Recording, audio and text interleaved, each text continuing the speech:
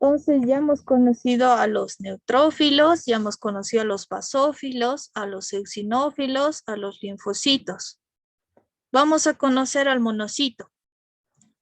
Esta última célula es la célula blanca más grande. Estos monocitos tienen igual su núcleo en forma de riñoncito y si se dan cuenta, su citoplasma es medio irregular. Aquí lo podemos ver en un frotis sanguíneo, como es su núcleo en forma de riñoncito y su citoplasma. Estas, como les decía, son las células más grandes que tenemos dentro de los glóbulos blancos. Vamos a ver entonces las alteraciones del número que van a presentar estas células, estos componentes de la serie blanca. Y antes de comenzar, vamos a seguir recordando lo que es el valor normal de los leucocitos. En este caso nos indica que el valor normal es de 6.000 a 10.000 por microlitro. Pero les comento que los glóbulos blancos se van a medir por dos valores, un valor relativo y un valor absoluto. El valor absoluto es la cantidad de glóbulos blancos que ustedes pueden observar viendo esos campos. Y el valor relativo es identificando cada uno de estos campos. Por ejemplo, en acá hemos visto una célula blanca del tipo monocito. Aquí vemos dos neutrófilos y un linfocito. Entonces, su valor normal estaría de acuerdo a lo normal, porque hemos dicho que lo normal en ver glóbulos blancos en un campo es de 1 a 3 glóbulos blancos. No sería ni leucocitosis ni leucocitopenia, pero también vamos a ir identificando cada uno de estos glóbulos blancos. Hemos dicho que estos eran neutrófilos y este era un linfocito. Y cuando revisamos nuestra tablita, nos indica que los neutrófilos se deben encontrar en un porcentaje del 55 a 65%. En este caso tengo 3 glóbulos blancos que equivalen al 100%. De los 100%, 2 eran neutrófilos. Y eso justamente hace relación con lo normal. Los neutrófilos se encuentran en mayor cantidad. Los linfocitos solo se encuentran entre el 25 al 35%. Entonces, está bien ese frotis sanguíneo encontrar 2 neutrófilos y un linfocito. Entonces, ahí tenemos que ir verificando el valor relativo y el valor absoluto. Vamos a ir identificando cada uno de ellos. Vamos a ver el linaje mieloide. ¿Se acuerdan quiénes componían? Pues componen, ¿qué célula era esta? Que tiene 1, 2, 3, 4 núcleos, 4 lóbulos en su núcleo. Neutrófilo, doctor. Exacto, es un neutrófilo. Este que tiene varios puntitos que se identifica por sus gránulos gigantes. ¿Se acuerdan? Este es un basófilo. Y este, que es en forma de audífono, ¿cuál era el que tenía forma de audífono? Este es un eosinófilo. ¿Ya? Sí, sí. Exacto, es un eosinófilo. Vamos a ir estudiando entonces cada uno de estas células del linaje mieloide. Ya sabemos cómo se han originado. Ahora vamos a saber sus características. Los neutrófilos. Los neutrófilos tienen un valor absoluto entre 2.500 a 7.500 glóbulos blancos por microlitro. Es decir, que si yo analizo toda la sangre, voy a encontrar 2.500 a 7.000 glóbulos blancos en cada microlitro, dice. ¿A ver? Este tipo de leucocito también se denomina polimorfo nuclear, justamente por la cantidad de lóbulos que tiene en su núcleo. Vamos a decir que mide entre 9 a 12 micras. Y generalmente, como les decía, tiene un valor relativo del 50 a 70%. Su vida media. Este glóbulo blanco va a vivir en sangre apenas 6 horas o puede durar de 4 a 8 días. Si no tienen infecciones, puede durar 8 días y después va a sufrir un proceso de apoptosis porque ya está viejito. En el caso de los tejidos, si este neutrófilo se encuentra en el tejido, puede vivir de 4 a 5 días. ¿Cómo lo podemos reconocer? En una tinción de Rings, podemos reconocerlo por sus núcleos, sus lóbulos, ya les había dicho. Tiene un núcleo lobulado, generalmente entre 2 a 5 pueden encontrar. Y también podemos ver sus gránulos que son color lila. En el caso de la tinción de hematoxilina y auxilina, igual se tiñen generalmente de color azul y un rosado pálido el citoplasma. Su función principal del neutrófilo es la fagocitosis. Es la primera célula blanca en defender. Si aparece algo, si hay alguna infección, introducción de las bacterias, el neutrófilo es el primero en reaccionar. Entonces corresponde a la línea, al sistema inmunológico innato. Vamos a diferenciarlo a este neutrófilo en dos tipos. Se va a subdividir este neutrófilo en dos. Los neutrófilos segmentados, que son los neutrófilos maduros, y los neutrófilos callados, que son los neutrófilos inmaduros. Todavía no han conseguido la madurez para realizar su función. Por eso se denominan callados. ¿Cómo se van a diferenciar? El neutrófilo segmentado presenta los núcleos que les había comentado, entre 3 a 5. Puede ser también 2. En el caso de los neutrófilos callados, como todavía no se definen bien sus lóbulos del núcleo. Entonces tenemos toda una banda. Por eso se denominan neutrófilos callados o en banda, porque su núcleo se asemeja a una C, se asemeja a una S. Miren cómo se está queriendo dividir el núcleo en sus lóbulos. Entonces, vamos a identificar acá. Este será, ¿qué tipo de neutrófilo?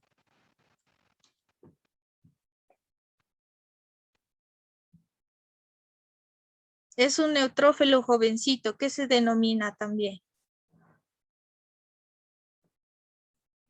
Hay que poner atención, es un neutrófilo callado. Es un neutrófilo inmaduro que recién se está formando sus lóbulos. ¿Y este? Este es un neutrófilo segmentado. Ya se puede observar sus lóbulos. 1, 2, 3, 4 lóbulos tiene su núcleo. Entonces, los neutrófilos también van a tener alteraciones. Y sus alteraciones en el número también van a denominarse neutrofilia. Esta terminación filia hace referencia a que está aumentado los neutrófilos y en el caso de que estén disminuidos adquiere el sufijo penia. Todo lo que dice penia es disminución de neutrófilos y todo lo que dice filia es un aumento. Esta parte de neutro se refiere a los neutrófilos, un aumento en los neutrófilos. Cuando hablamos en el aumento de neutrófilos, estamos hablando de mayor a 8.000 glóbulos blancos, es decir, 8.000 neutrófilos por microlitro. Y hemos dicho que esta célula es la principal en las inflamaciones agudas, en las infecciones bacterianas, en las necrosis tisulares, y también de forma fisiológica se puede encontrar elevado estos neutrófilos. Si nosotros hacemos ejercicio, se puede producir una leucocitosis y cuando vemos en el hemograma son los neutrófilos los que están aumentados. Pero si son los basófilos, los que están aumentados, no se trata de fisiológico. Hay algo que está provocando que aumenten los basófilos. Entonces es importante que ustedes asocien este glóbulo blanco a infecciones bacterianas e infecciones agudas. Las neutropenias se van a subclasificar todavía en leves, moderadas, severas y muy severas. Hay una condición que se denomina agranulocitosis Y esta granulocitosis es cuando los neutrófilos no existen en sangre. Solo se pueden ver los monocitos, los linfocitos, los eosinófilos, los basófilos, pero no se ven neutrófilos. Entonces, no existen neutrófilos y cuando vean esa condición, la enfermedad se denomina agranulocitosis. Si ven una menor cantidad, por ejemplo, 1500 a 1000, ya estaríamos hablando de una neutropenia leve, de una neutropenia moderada o severa. ¿Cuándo se presenta estas neutropenias? Cuando hay aplasias, cuando hay hiperesplenismo. Cuando hablamos hiperesplenismo, estamos hablando del vaso. ¿Se acuerdan dónde nacen los glóbulos rojos y blancos? ¿Dónde se origina? Médula ósea, doctora. Exacto, en la médula ósea. ¿Dónde van a destruirse los glóbulos rojos? En el vaso. Entonces, cuando hay una patología en el vaso, puede provocar también que destruya los neutrófilos que están sanos y se produzca esta neutropenia. Y esto se manifiesta por un agrandamiento en el vaso. Por la mucha función que está cumpliendo, el vaso se va agrandando. También hay enfermedades autoinmunes que puede provocar que las células blancas se ataquen entre sí. Y eso se va a reflejar con una disminución en los neutrófilos. ¿Cómo vamos a reconocerlos en el microscopio? Miren una neutrofilia. ¿Cuántos neutrófilos aquí pueden ver?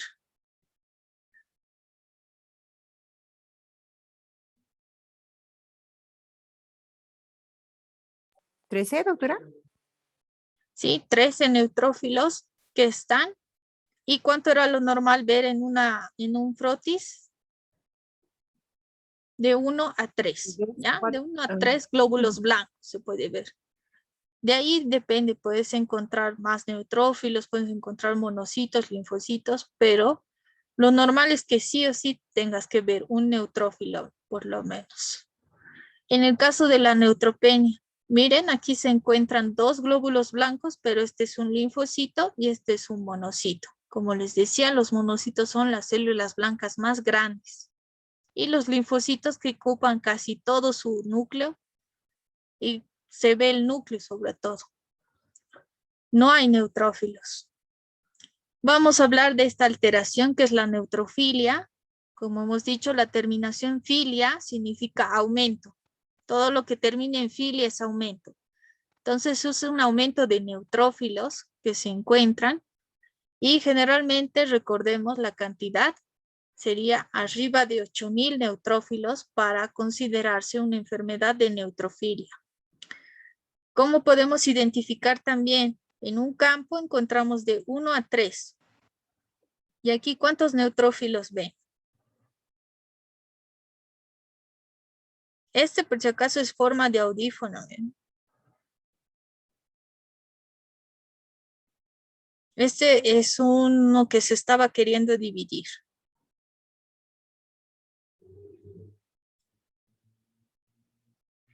Aquí hay 9 neutrófilos. Entonces, ya nos está indicando de que se trataría de una neutrofilia.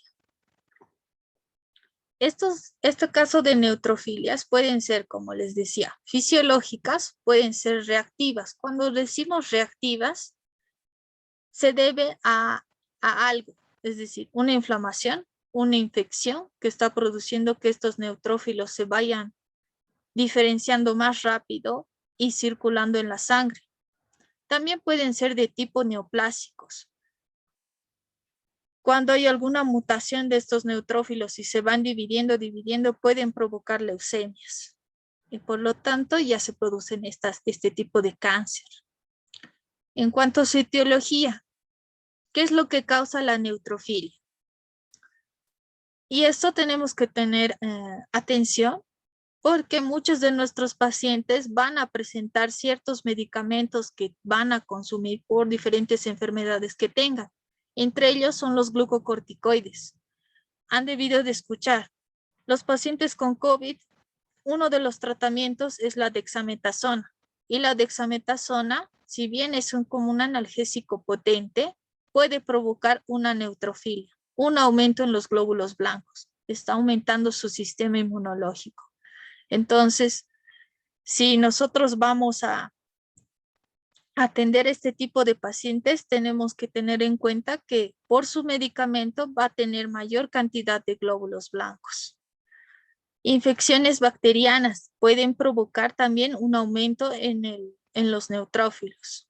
Las neoplasias, entre ellas la leucemia mieloide crónica, puede producir un aumento en los neutrófilos. La inflamación, ¿de qué tipo? La inflamación aguda está más relacionada con los neutrófilos. Como les decía, el neutrófilo es el primer glóbulo blanco para la defensa del cuerpo.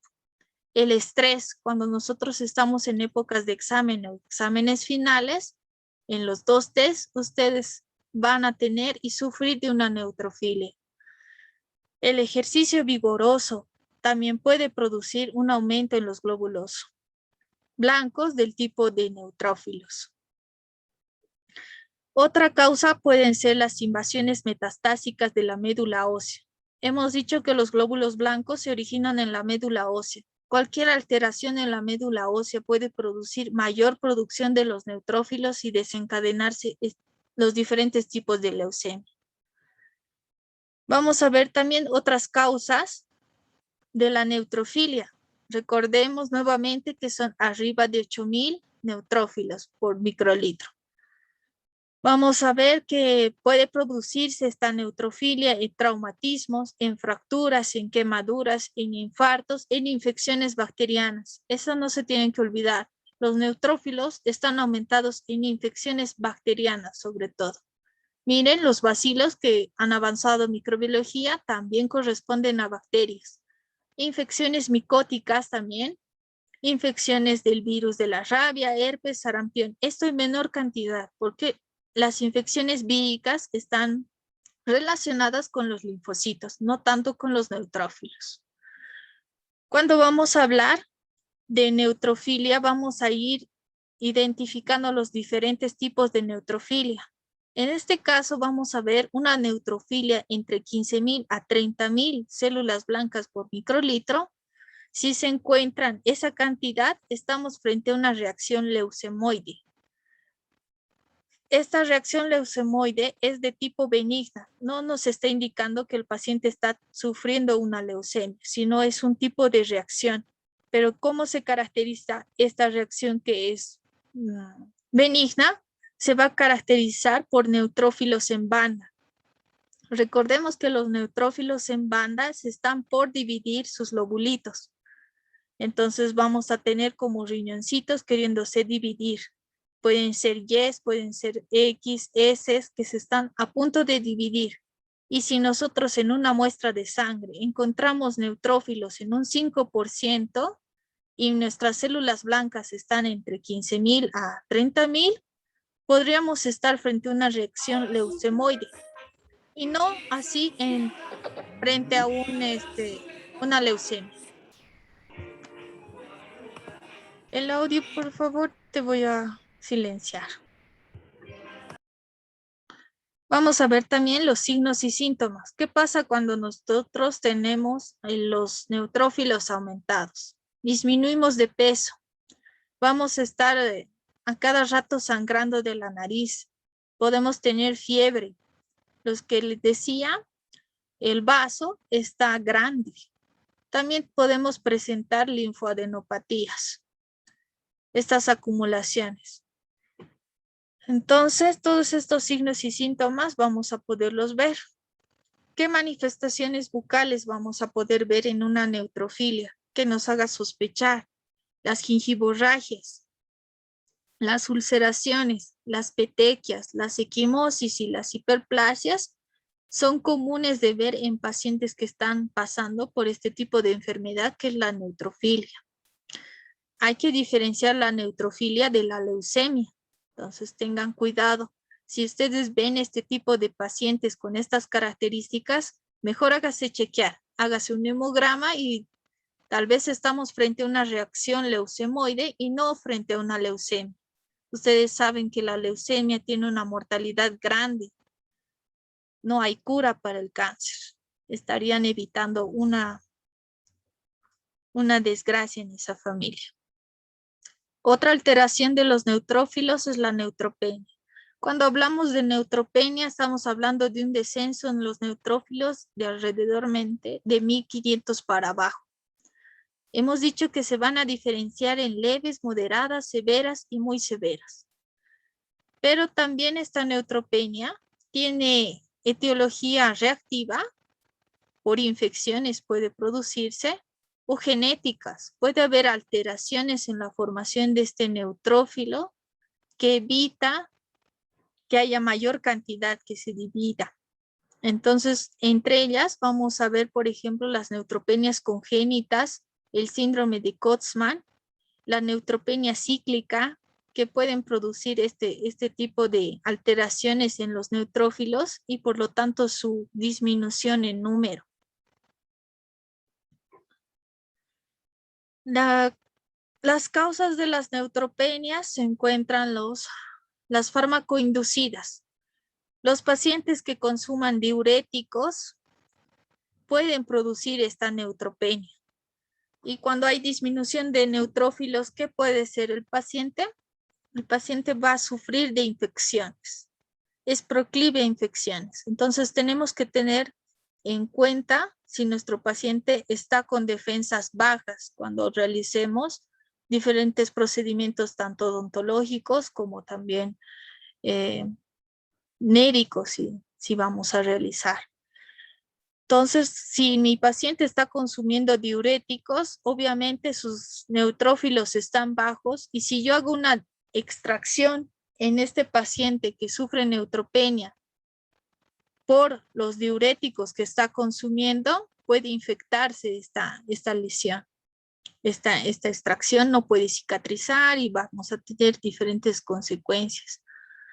Otra de las causas que puede provocar una neutropenia son las enfermedades hematológicas. Entre ellas hay algunos síndromes, como les decía, que pueden provocar una alteración en las membranas de estos neutrófilos y por lo tanto una disminución. Entre ellas está el síndrome de Chedick-Higashi. Otra de las etiologías es la invasión tumoral.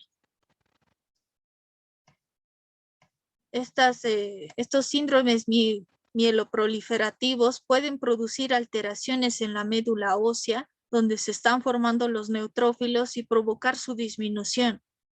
Las deficiencias nutricionales como la vitamina B12, el ácido fólico son esenciales para la producción de los glóbulos blancos. Por eso han escuchado que nosotros tenemos que alimentarnos bien para producir los glóbulos blancos y aumentar nuestras defensas y disminuir, por lo tanto, la mortalidad, por ejemplo, en el COVID.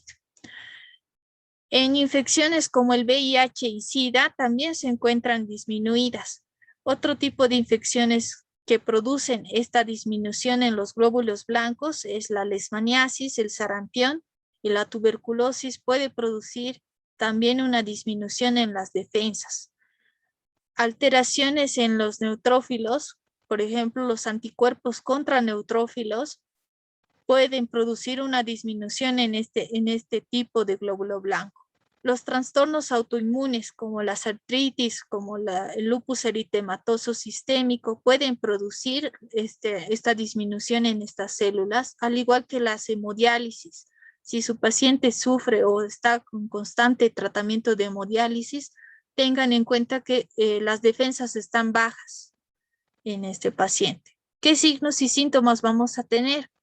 Estos pacientes sufren de fiebre, sufren de escalofríos, generalmente dolores de garganta, dolores abdominales. Muchos de ellos tienen diarreas, tienen dolor o ardor al orinar, pueden tener dificultad para respirar, así como comezón vaginal en el caso de las mujeres. Pueden ser uno de los síntomas que nos están manifestando la patología de la neutropenia. En cuanto a las manifestaciones bucales que podemos ver en nuestros pacientes son las periodontitis prepuberales. Ya más adelante ustedes van a ir aprendiendo este tipo de patologías que afecta sobre todo al sistema de soporte del diente. Las gingivorragias.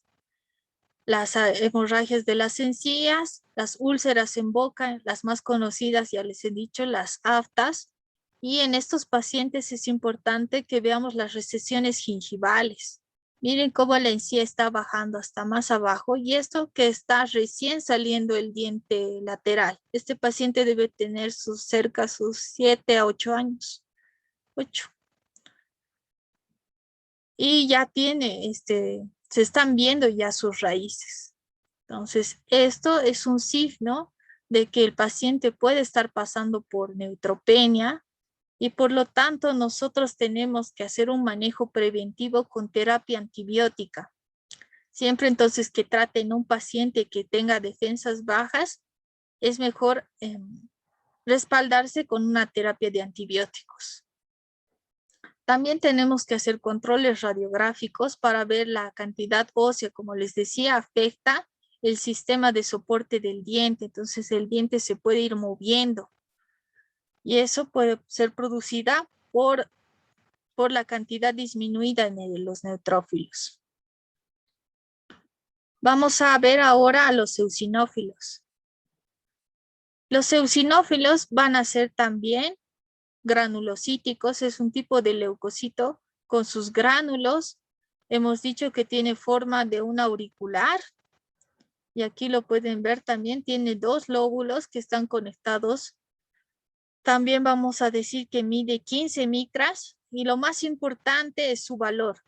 Tiene un valor relativo del 2 al 4% y un valor absoluto de entre 20 a 350 glóbulos blancos por microlitro. Entonces no es muy común verlo en el microscopio, este eosinófilo. Este eosinófilo va a vivir entre 8 a 18 horas en sangre, pero en los tejidos va a vivir en más días, pueden vivir hasta 5 días.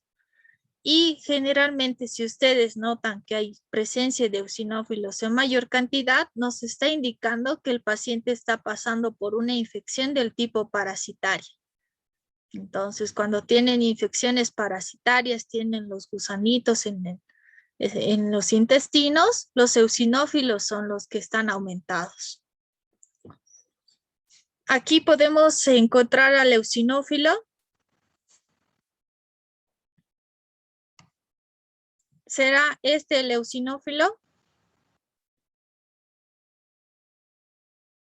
Respondan. Doctora, ¿puede volver a preguntar? No lo he escuchado nada. ¿Podrían identificar el eosinófilo que tiene forma de auricular? Hemos dicho, ¿no ve? ¿Será este el eosinófilo? No. No, ¿Este será? Doctora. No. no, Tal vez doctora. el de Este, aquí ¿no? arriba. No. Exacto. Ese Ese.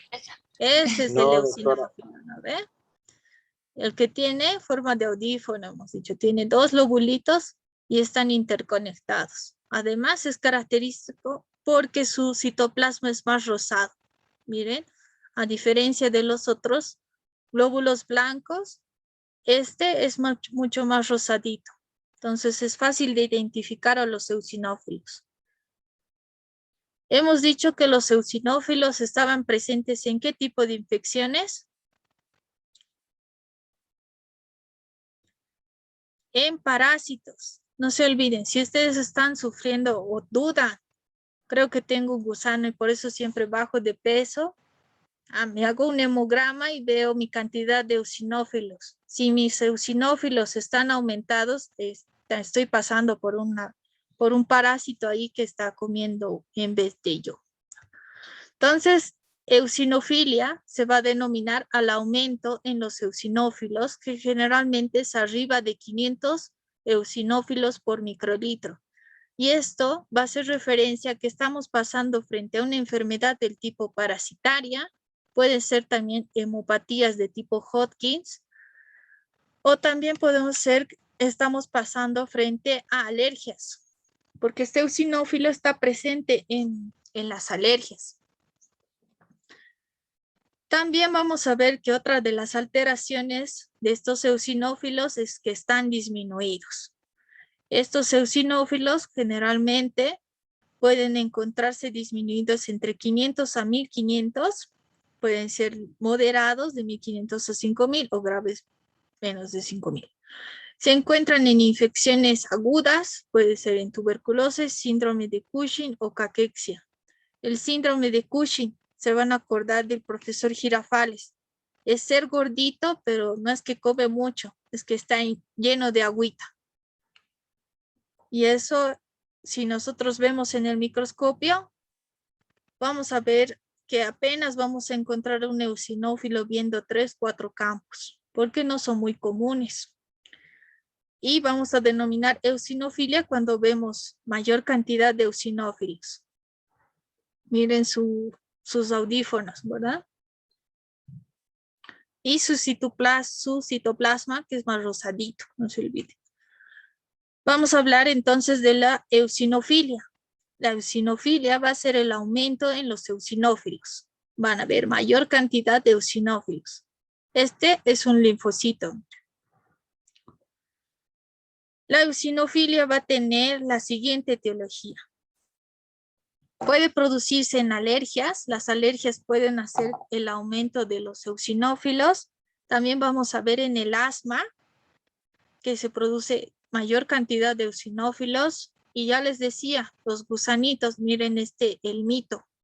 Es un gusanito, es un parásito que está viviendo en los intestinos y que puede provocar un aumento en los eosinófilos. La tuberculosis puede producir también un aumento en los eosinófilos, al igual que este tipo de fármacos. Y este es uno de los fármacos que nosotros utilizamos muy a menudo, la amoxicilina. ¿Quién no ha tomado amoxicilina en su vida? Pues les comento que la amoxicilina puede provocar una eosinofilia, un aumento en estas células blancas. Las neoplasias también pueden provocar el aumento de este tipo de células. Entonces, dentro de las características fundamentales que debemos saber es que la eosinofilia se va a producir en destrucciones de sustancias extrañas y también va a funcionar en la regulación de la inflamación. Los eosinófilos tienen sus gránulos y estos gránulos cuando son destruidos son liberados e inicia la cascada de la inflamación. Por eso dice que regulan la inflamación. Para que haya inflamación, entonces en un sector es que ha habido eosinófilos que se han destruido y han llamado a los neutrófilos para fagocitar a las bacterias. Los eosinófilos entonces no fagocitan, sino regulan la inflamación.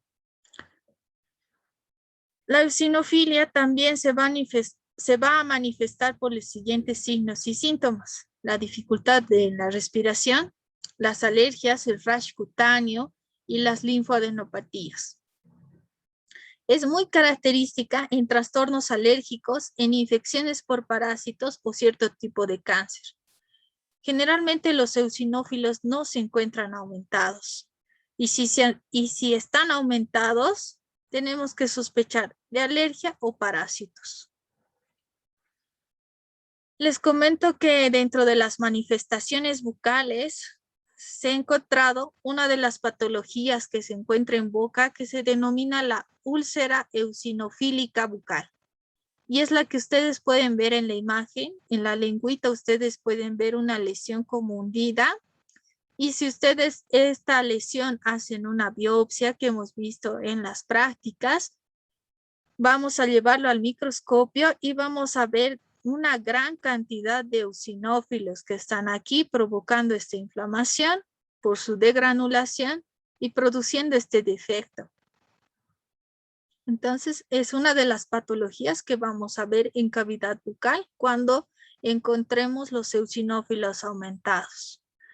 Otra de las características son las adenopatías. Recuerden que no solamente somos dientes y mucosa bucal, sino también todo el componente linfático de las cadenas ganglionares, en este caso las submandibulares, las supraclaviculares que han avanzado ya en anatomía. La eosinopenia. La eosinopenia, generalmente menores de 20 eosinófilos en sangre, va a ser una disminución de estos eosinófilos No se olviden, los eosinófilos tienen forma de audífono para que vayan reconociendo. ¿Qué puede provocar una eosinopenia?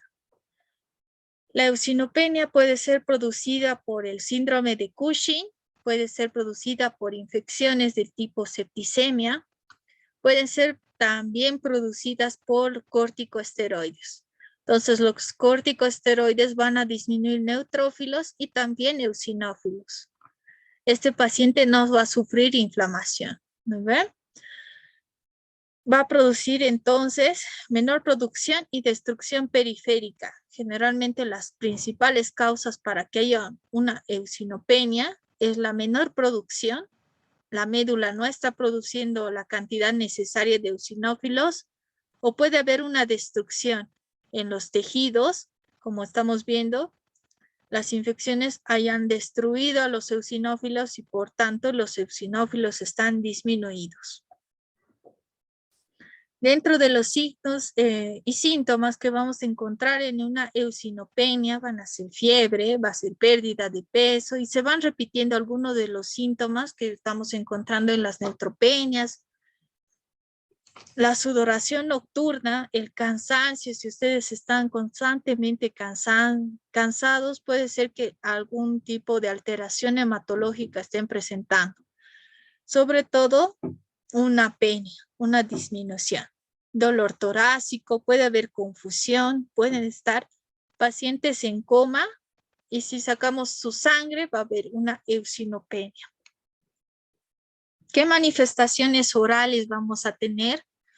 En una eosinopenia va a ser la periodontitis prepuberal, que hemos dicho que son alteraciones en el soporte de los dientes. Estos dientecitos se están moviendo o pueden tener siempre inflamación. También vamos a ver úlceras necróticas. Si nosotros hacemos un corte histológico, una biopsia, vamos a ver que los eosinófilos están disminuidos o no existen. Vamos ahora a los basófilos.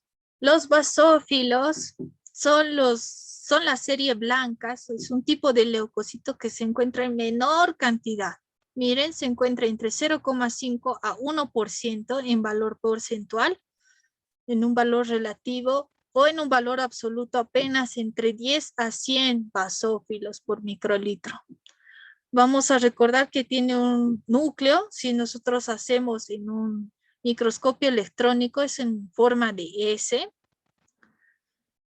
pero se caracteriza por sus gránulos. Los basófilos tienen gránulos grandes que se tiñen de azul y que son muy característicos en este tipo de células. ¿Cuánto tiempo va a vivir un basófilo? Un basófilo apenas vive de 2 a 3 días, sea en sangre o en tejidos, solo vive de 2 a 3 días. Vamos a ver que su función principal del basófilo va a ser considerado un aparato secretor defensivo que va a promover la permeabilidad capilar y tiene una función anticoagulante. Les comento que uno de esos gránulos que tiene estos basófilos contiene la heparina. Entonces evita la coagulación de la sangre. Y también interviene para que los glóbulos blancos traspasen de los tejidos hacia los vasos sanguíneos porque promueve la permeabilidad capilar. Este basófilo se encuentra generalmente al lado de los endotelios, al lado de los glóbulos de los vasos sanguíneos. ¿Dónde podemos encontrar un basófilo en este extendido? ¿Será este un basófilo? No. ¿Este será un basófilo? No. El de abajo, doctor. Exacto. Miren sus gránulos. Es bien característico los gránulos del basófilo. El neutrófilo también tiene gránulos, pero no se nota tanto. El eosinófilo tiene también sus gránulos, pero no se nota. Pero el basófilo sí se notan sus gránulos. Entonces vamos a ver las alteraciones en los basófilos.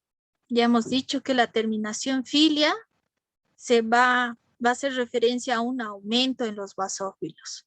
Entonces estos basófilos están aumentados, se van a encontrar en una cantidad mayor a 100 basófilos por microlitro. ¿Y en qué patología se va a ver aumentada estos basófilos? En hipotiroidismo, en trastornos mieloproliferativos, hipersensibilidad a medicamentos o alimentos, eso quiere decir alergias a ciertos medicamentos o alimentos, va a producir el aumento en la cantidad de los basófilos. También el síndrome nefrótico está asociado mucho con los riñones, este basófilo. Y la vasopenia. Penia significa disminución. Todo lo que termina en penia es disminución. Es una disminución de los basófilos que generalmente es menor a 10, aunque se dice que la cantidad normal puede ingresar desde 0 a 100 glóbulos blancos por microlitro. Entonces, no existiría la vasopenia como enfermedad. Sin embargo, se puede encontrar en ciertas enfermedades como son las tirotoxicosis, las reacciones de hipersensibilidad aguda, la enfermedad de Cushing. El basófilo y el eosinófilo son bastante unidos. Y aquí vamos a ver cómo lo diferenciamos en los frotis. Una basofilia, miren cuántos basófilos van a ver. Frente a una vasopenia, miren cómo está este basófilo. Recuerden su núcleo en S y sus gránulos. La basofilia, entonces, hemos dicho que era un aumento en los basófilos. ¿Cuántos basófilos podemos ver en este frotis? Cuenten.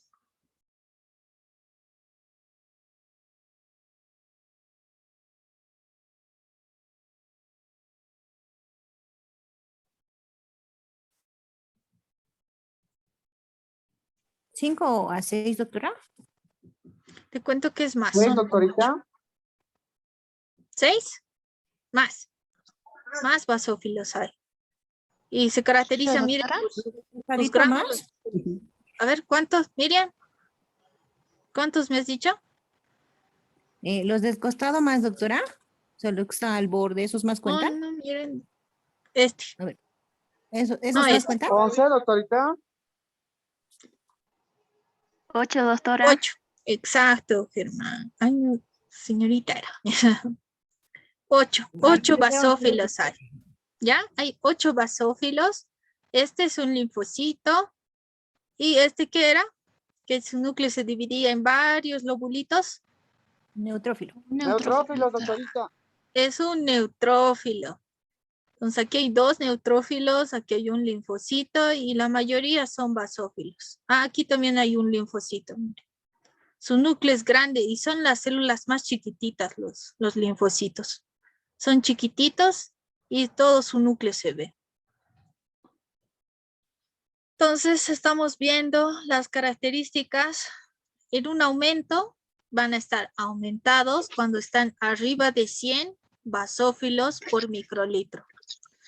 ¿Y cuándo se van a infestar estos basófilos?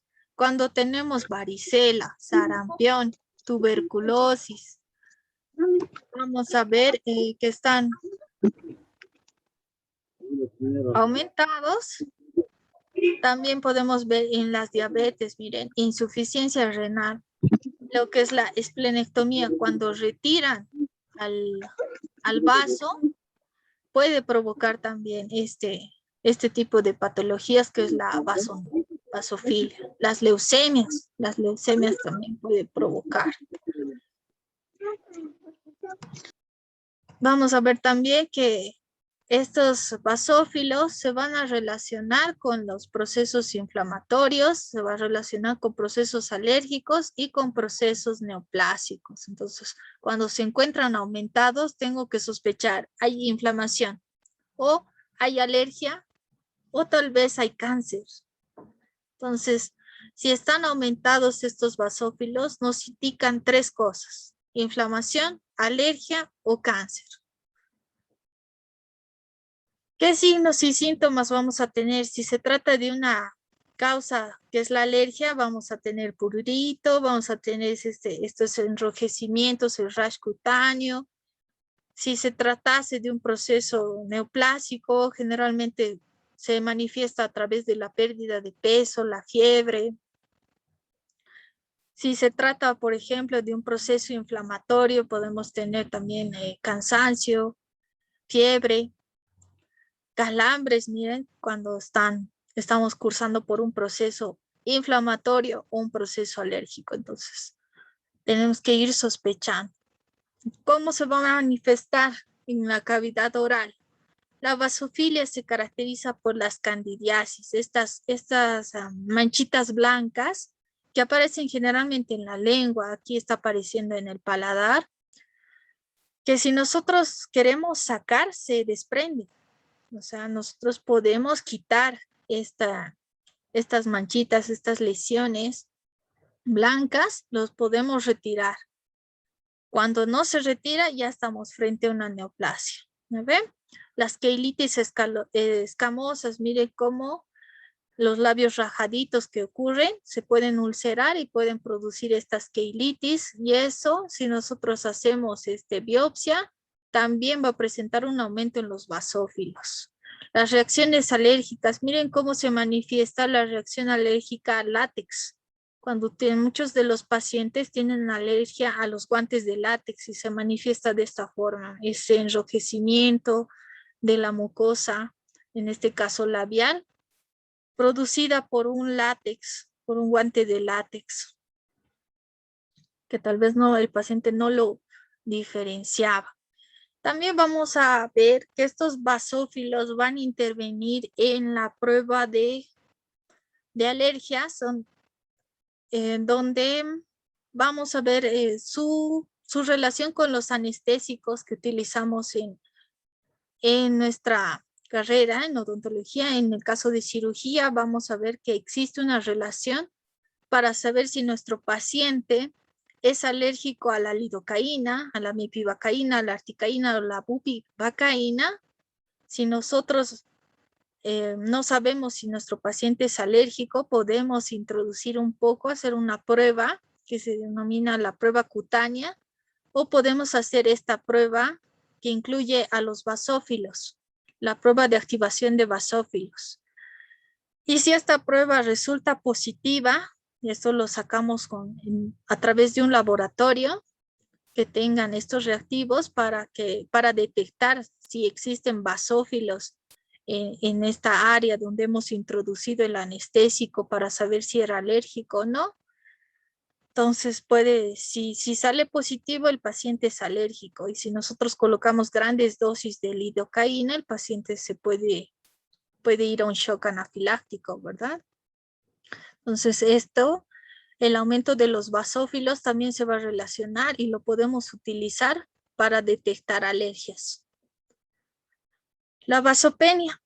La vasopenia va a ser una disminución en los basófilos, pero como ya les había comentado, el descenso de los basófilos muchas veces se considera normal. No son muy comunes ver los basófilos en sangre. Sin embargo, tienen ciertas características, ciertas causas que pueden provocar esta vasopenia, que son el hipertiroidismo, puede provocar una disminución, los corticosteroides, nuevamente las dexametasona y ciertos fármacos provocan una disminución en los glóbulos blancos. El embarazo, cuando estamos en gestación, puede producirse esta vasopenia. Otro de los medicamentos que puede producir una vasopenia son los medicamentos anticoagulantes. Recordemos que una de sus gránulos de los basófilos contiene heparina.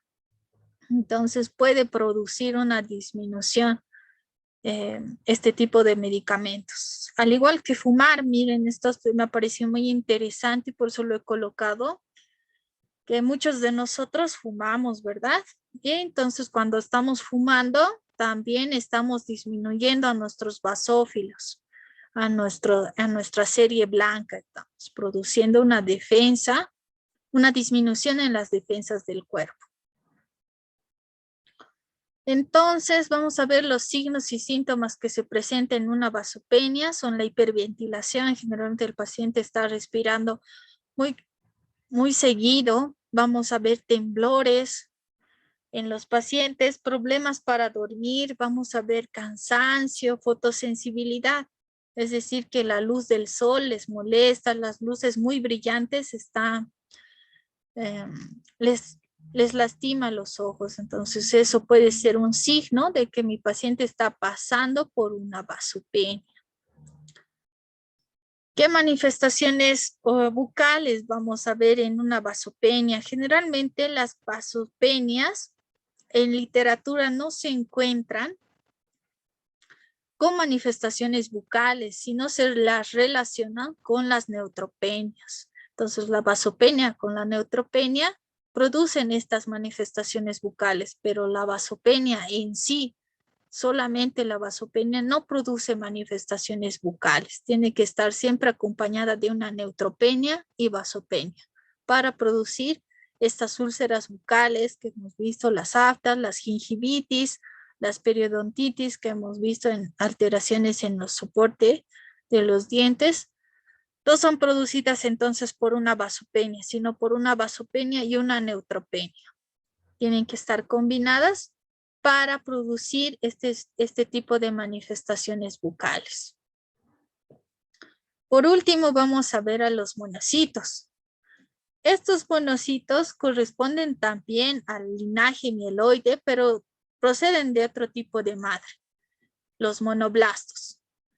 Este tipo de monocito, este tipo de leucocito es un tipo agranulocítico, no tiene gránulos. A diferencia del neutrófilo, del basófilo y eosinófilo, no tiene gránulos este monocito y como les decía, es la célula más grande.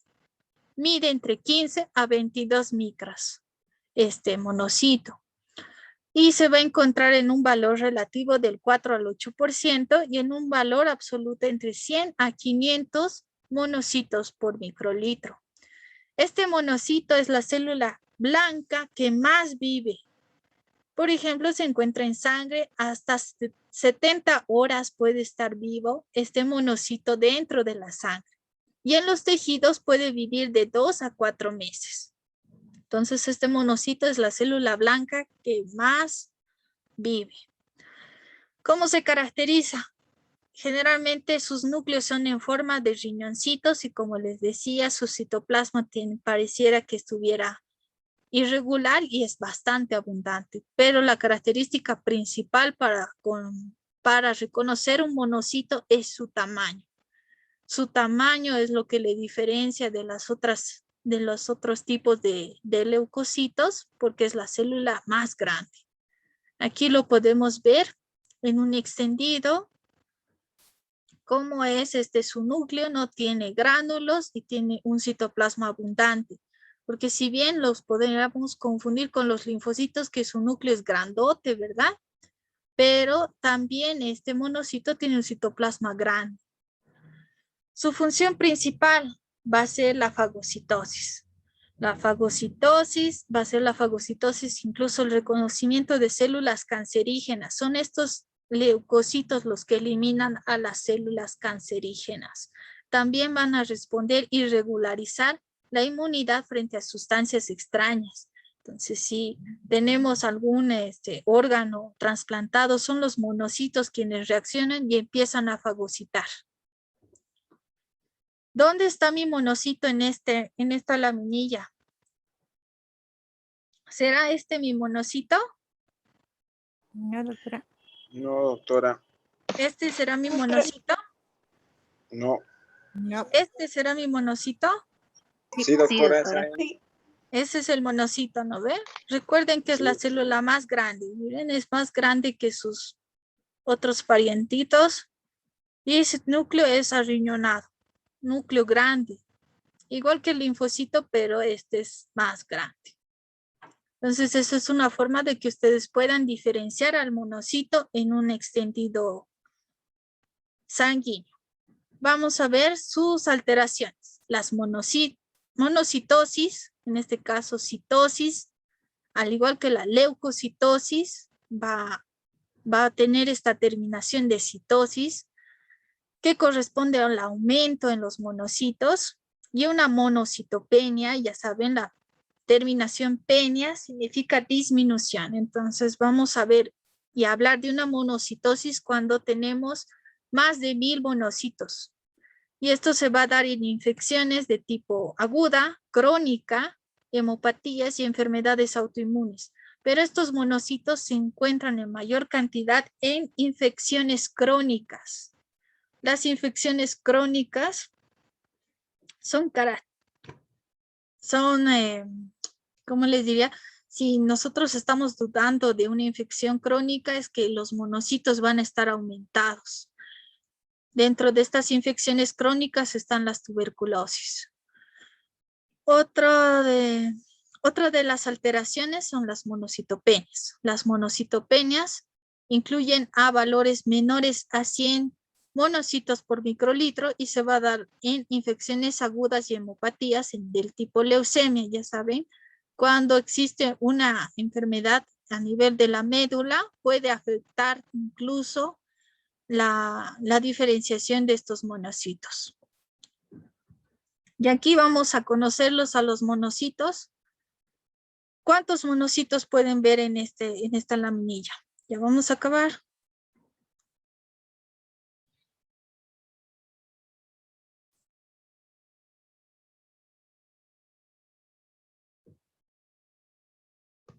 Vamos, ¿saben contar cuántos son? 12, doctora. 11 te cuento, porque este es un linfocito, mira el tamaño. Es chiquitito, mira, y no tiene citoplasma. Entonces, cuando estamos hablando de, miren, tan cantidad, estamos hablando de una monocitosis, un aumento en los monocitos. Una monocitopenia cuando apenas encontramos un hito.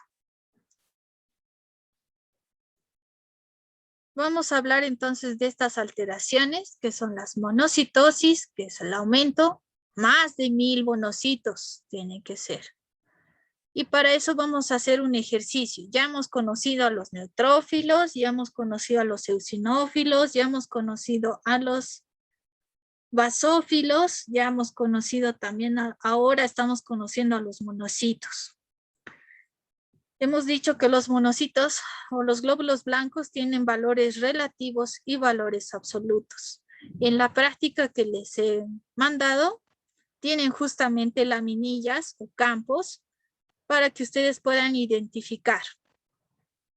Si digamos, lo normal es de 1 a 3 glóbulos blancos, ¿cuántos glóbulos blancos ustedes cuentan acá? ¿Cuántos glóbulos blancos ven? 11, doctora. Exacto, 11 glóbulos blancos.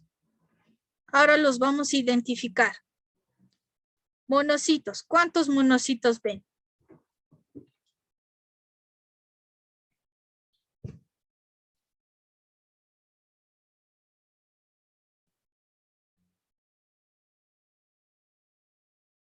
¿3, doctora? 4, doctora. Exacto, Tania. 4 monocitos. Mira, un monocito por su tamaño. 2 monocitos, 3 monocitos, 4 monocitos. Ah, sí, ¿Cuántos neutrófilos vemos? 1, doctora. 2, doctora. 2, doctora. Exacto, muy bien. 2 neutrófilos. Mire, un neutrófilo que tiene hartos sus núcleos y un neutrófilo que se está formando recién sus núcleos. ¿No ven? 2 neutrófilos. Tenemos linfocitos. ¿Cuántos linfocitos tenemos? 1. 4, doctora. 4 linfocitos. Mire, 1, 2, 3, 4 linfocitos. ¿Pareciera monocito? No, es linfocito. Miren nomás. Casi todo su núcleo está. No hay prácticamente citoplasma. ¿Verdad? No se ve su núcleo. ¿Y qué célula será esta? Esta es la última que nos queda. Exacto, es un eosinófilo. Este eosinófilo tiene forma de auricular, ¿no ve? Hemos dicho que este tiene forma de auricular y miren su citoplasma, es más rosadito que los de otros. No se olviden, este es un eosinófilo. Entonces aquí tenemos ya las cantidades. 4 monocitos, 2 neutrófilos, 4 linfocitos, 1 eosinófilo. En total son 11 glóbulos blancos. Era leer solo eso, doctora. Sí, mire, no se han dado cuenta. Ahora tenemos que saber si lo normal es de 1 a 3 en un frotis sanguíneo, esto es leucocitosis o leucocitopenia. Leucocitosis. Exacto, es una leucocitosis. Ahora lo vamos a diferenciar con las terminologías que hemos ido avanzando. Cuando hemos encontrado, vamos a trabajar cada práctica con valores relativos. Son 11 leucocitos que van a equivaler al 100%. Aquí tienen 11 leucocitos que equivalen al 100%. Vamos a ir sacando los monocitos. Hemos encontrado en esta laminilla 4 monocitos. 4 monocitos que van a equivaler a qué porcentaje. Y vamos a multiplicar en regla de 3. 4 por 100 dividido entre 11. Nos va a dar 36.4%. Y así cada uno de las células que vayamos identificando. Y los vamos a comparar con nuestra tabla. Sin 36.4 de monocitos. Lo normal era de 4 a 8%. Estamos frente a una monocitosis o monocitopenia. Monocitosis. Monocitosis, doctora. Exacto. Estamos en un valor normal. Monocitosis. Tengo 2 de neutrófilos que equivalen al 18.2%. Lo normal es de 55 a 65%. ¿Es neutrofilia o neutropenia? Neutropenia. Neutropenia, doctora. Exacto, es una neutropenia. Vamos con los linfocitos. Tenemos 4 linfocitos que van a equivaler igual al 36.4%. ¿Dónde están los linfocitos aquí? Del 25 al 35%. Es una linfocitosis o linfocitopenia. Linfocitosis. Linfocitosis. Exacto, es una linfocitosis. Por último, los eosinófilos, hemos encontrado un hito en el campo que va a equivaler al 9%. El 9 y lo buscamos en nuestra tabla. El eosinófilo generalmente está entre el 0,5 al 4%. Vamos a ver que este eosinófilo, el 9% estamos acá. ¿Está aumentado o disminuido? Se trataría de una eosinofilia o eosinopenia. Eosinofilia, doctora. Exacto. Entonces ahí ya tenemos nuestros diagnósticos. Este paciente sufre de una monocitosis, de una neutropenia, de una linfocitosis, de una eosinofilia. ¿Ya? Entonces así van a ir descartando cada uno, ya saben reconocerlos. Esto de la etiología de los monocitos. Vamos a ver qué causa que aumenten los monocitos. Infecciones crónicas. Ya les he dicho, las infecciones crónicas o las inflamaciones crónicas están lidiadas especialmente por monocitos y linfocitos. Entonces, esas dos células van a estar aumentadas. Y eso significa que tenemos que ir a buscar algún tipo de infección. Luego tenemos enfermedades autoinmunitarias. Trastornos en la sangre. Otro es los histiocitos, la varicela y la tuberculosis que pueden provocar el aumento en estos monocitos. Entonces, las principales causas para el aumento de estos monocitos son la alteración en la producción, las enfermedades autoinmunes o algunos procesos neoplásicos que pueden provocar esta monocitosis. ¿Qué signos y síntomas vamos a ver? Fiebre, linfadenopatías y disminución de peso. ¿Qué manifestaciones bucales? En este caso les comento que existe una enfermedad que es la histiocitosis. Son los monocitos, ya les he indicado en la primera clase que los monocitos, tras que pasan los tejidos o el vaso sanguíneo y se encuentran en los tejidos, adquieren ciertos nombres. Dentro de ellos están las células de Kupffer, las células dendríticas en el sistema nervioso, las células de Langerhans en el epitelio. Y es justamente ahí donde se produce una de las enfermedades que se manifiesta en cavidad oral, la histiocytosis de células de Langerhans. Son los mismos monocitos que han migrado a los tejidos, en este caso al epitelio, y que se han ido reproduciendo. Han empezado a migrar varios monocitos a este epitelio y ha producido una monocitosis que ya va a cambiar su nombre y se va a denominar histiocytosis de células de Langerhans.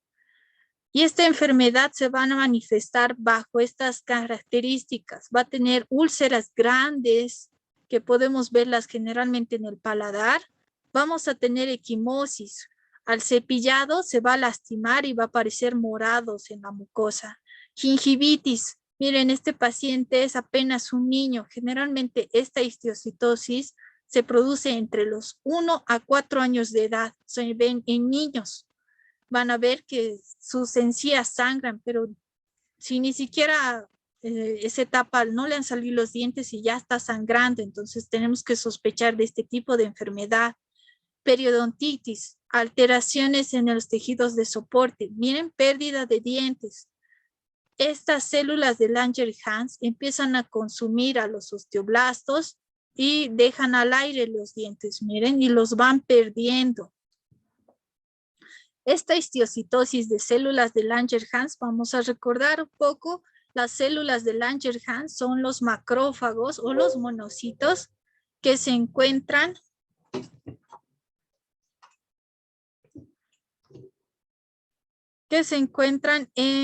entre los estratos espinosos en los epitelios. ¿Cómo lo vamos a identificar? Aquí lo podemos ver en una laminilla a una célula de Langerhans. Son células gigantes, son macrófagos gigantes que viven en el epitelio y que van a coordinar la defensa del cuerpo. Van a generalmente migrar a los ganglios linfáticos y producir este tipo de enfermedad. La monocitopenia, el descenso en los monocitos.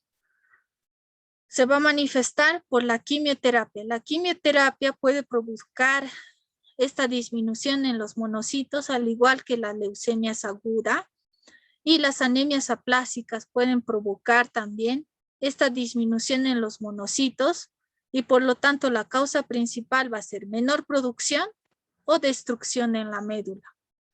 Las leucemias provocan destrucción, menor producción, la quimioterapia.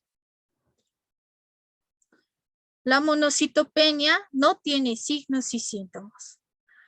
Entonces es importante que ustedes reconozcan que no tiene signos y síntomas. Más que todo son signos y síntomas referentes a las enfermedades. Si se trata de una anemia aplásica, entonces va a tener esos signos y síntomas, la monocitopenia. Pero por sí misma no hay signos ni síntomas. En las manifestaciones bucales igual. Generalmente la monocitopenia se acompaña con una linfocitopenia. Siempre están acompañadas de otro tipo de células que también se encuentran disminuidas. Y va a provocar las gingivorragias, las gingivitis y las periodontitis. Si necesitan mayor información o quieren averiguar más, en cada uno de las manifestaciones bucales se encuentran este tipo de bibliografías para que ustedes puedan leer. Por ejemplo, este se ha sacado de un artículo que titula Importancia en las enfermedades hematológicas y estomatológicas, alteraciones estomatológicas secundarias a trastornos leucocitarios. Entonces, hasta ahí vamos a concluir esta clase. Espero que les haya gustado y vayan trabajando en su práctica. Buenas tardes. ¿Tienen alguna pregunta?